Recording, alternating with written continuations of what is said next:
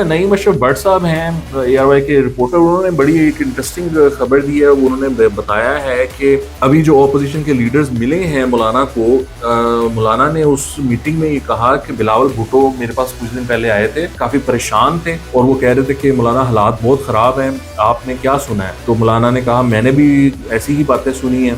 उस पर जो बिलावल हैं और वो मतलब उनकी मुशावरत हुई और वो काफी परेशान लग रहे थे इस मामले बकौल मौलाना के। तो बिलावल किस बात पे परेशान थे? ऑफ कोर्स वो 27वीं तरमीम के मामला को पे कोई गुफ्तगू कर रहे होंगे और उनके साथ बातचीत कर रहे होंगे, या वो अफगानिस्तान के मामला पे परेशान होंगे कि अफगानिस्तान के साथ क्या मामला चल रहे हैं, या इंडिया का मामला है, इंडिया के साथ क्या मामला चल रहे हैं। तो बहरहाल वो मौलाना ने ये बताया है कि बिलावल काफी परेशान थे और उन्होंने कहा कि काफी हालात खराब हुए हैं।